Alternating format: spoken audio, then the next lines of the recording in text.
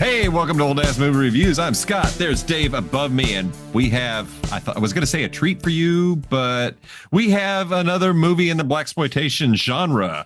Fred Williamson in Hell Up in Harlem, 1973.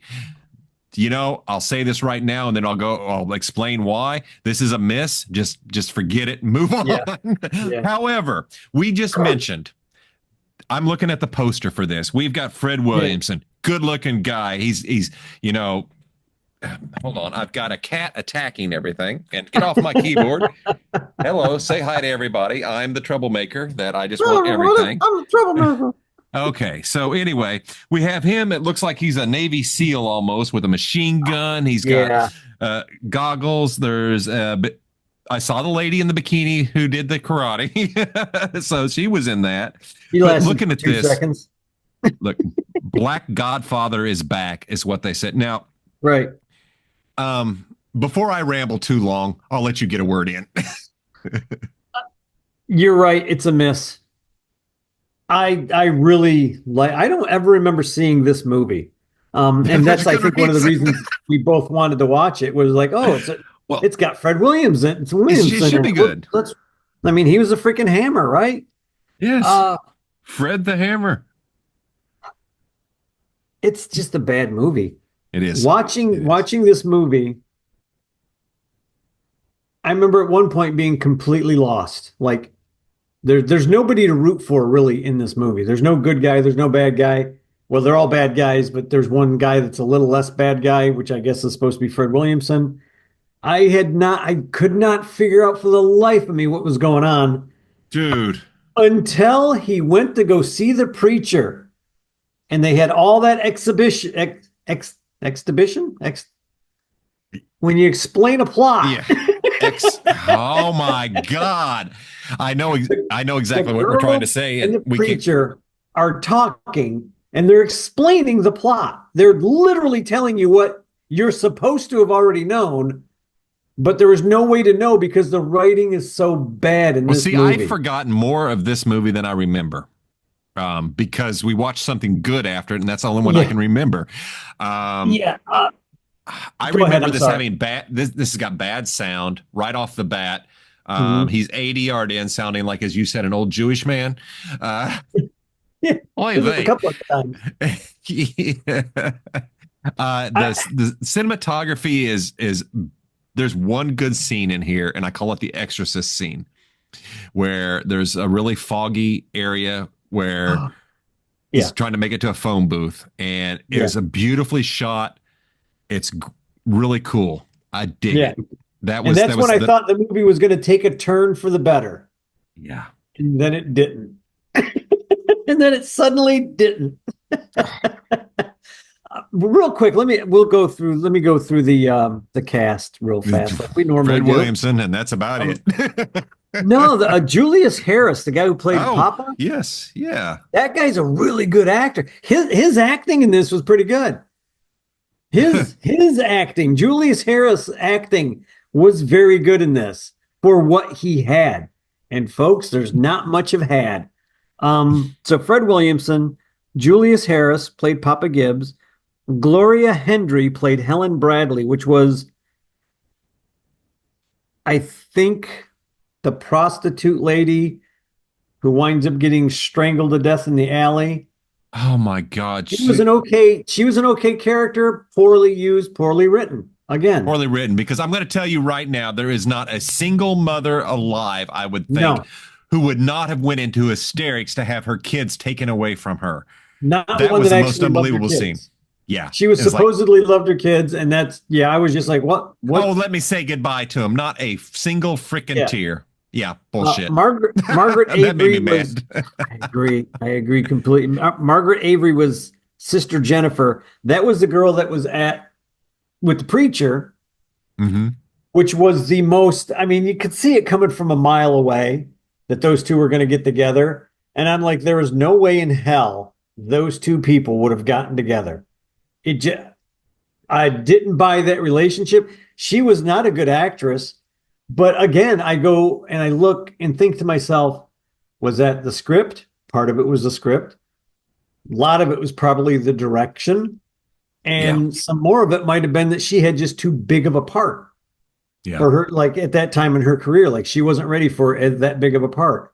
But there was bad there. Let me Well, go the on. acting's bad on there, man. It's just here's my biggest issue with this movie, and I'm going to say Mhm. something good about it. It's got some All right. serious world building going on. Yeah. There is a cast of characters that is a mile deep.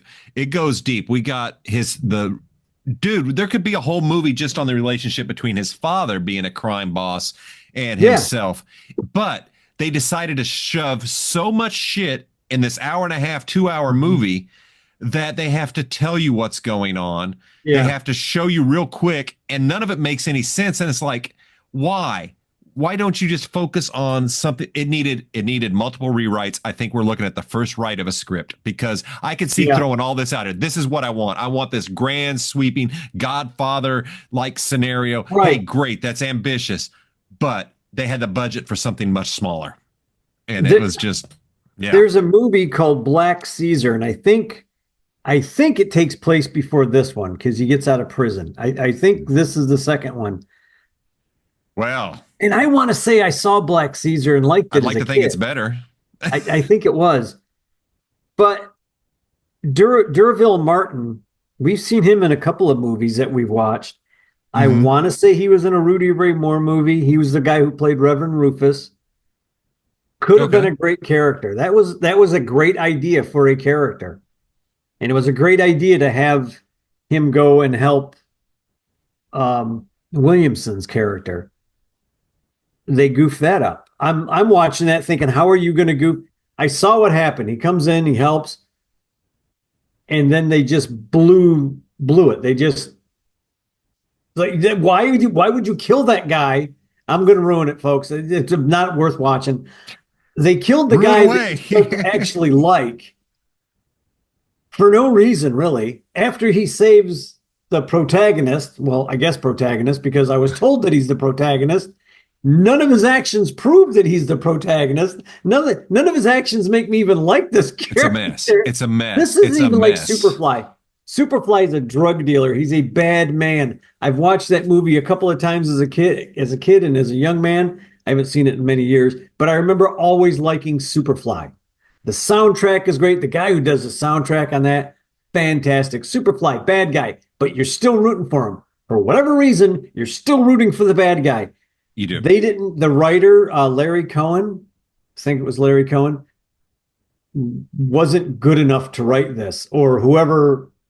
Something needed to It be done. needed more, like you said, it needed more rewrites. I'm sorry, I went off on a tangent. Your turn. No, it's fine. No, it's all good, because we could bitch about this movie all day, so we won't. But there's a few scenes in here that I know what they were trying to do. There's the Right. Johnny Dangerously scene where the crowd comes out to meet him and Yeah. is Yeah. okay. I see what you're doing, but nothing. You have shown me absolutely nothing that this character has done to warrant that from the community. I get it if he's taking Yeah. care of their debts and he's making sure they get Yeah. things taken care of.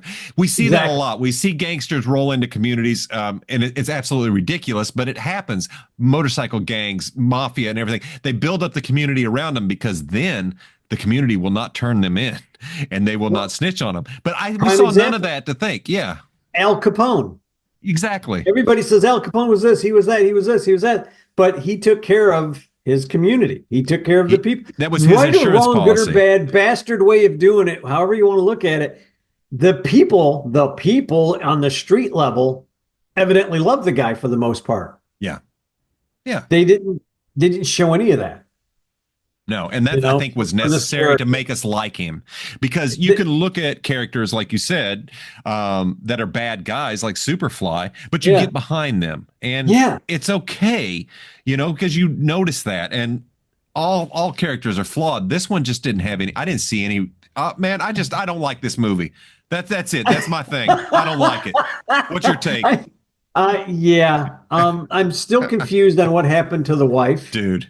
I know, There dude. was a I know. shootout evidently in the place. The preacher guy helped the wife get out. She left and took the kid. I think she Yeah. left and took the kid. I don't think she got did. killed. They said it later. That's the problem. They had to come in and tell you what the fuck happened. Thank you, because I thought, like, did they just? They did say, yeah. Something? Is she dead? Is he alive? Because he's being awfully calm if they just killed his wife and kid, and I wasn't sure. But that's what they had to do through the whole movie. It's almost like 3/4 of the way through the movie, Williamson looked at the writer and the director, who is both the same guy, and said, "What the hell's going on?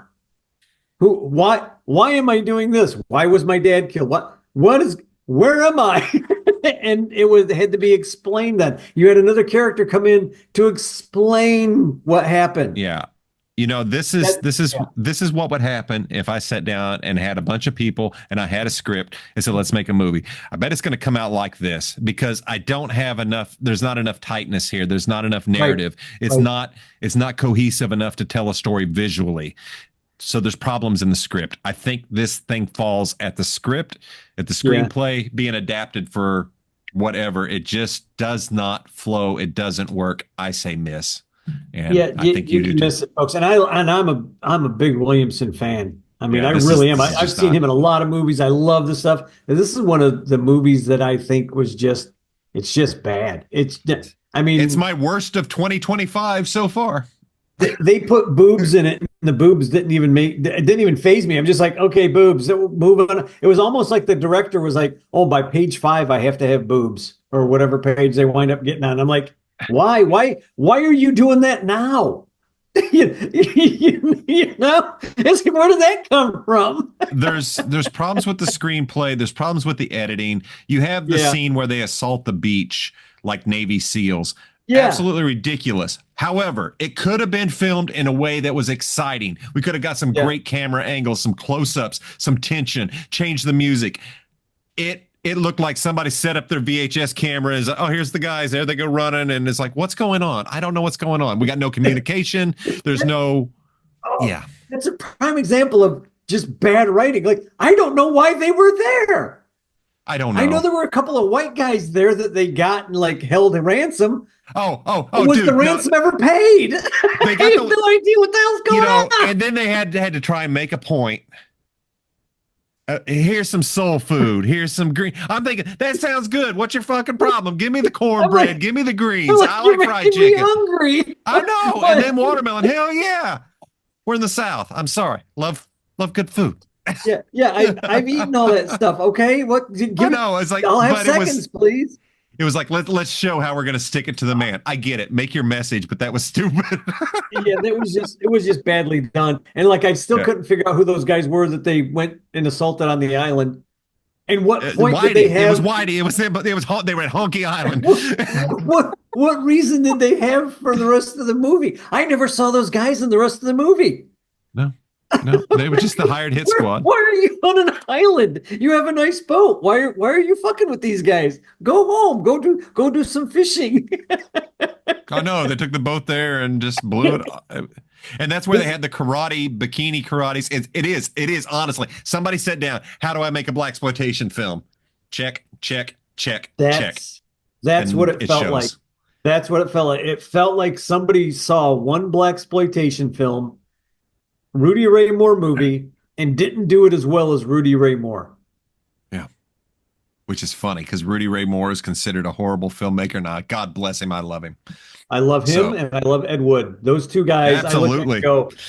You can do it, man. You can if you have a dream, if you can dream, go do that dream. when we're used to seeing movies from, damn, I always mess up his name. Is it Frank Hill? Or Jack Hill? Frank Hill, Coffee, and we get the Pam Grier movies. They're very tight. They're very they're solid. Solid. This is not solid. This is a limp, miss it, out.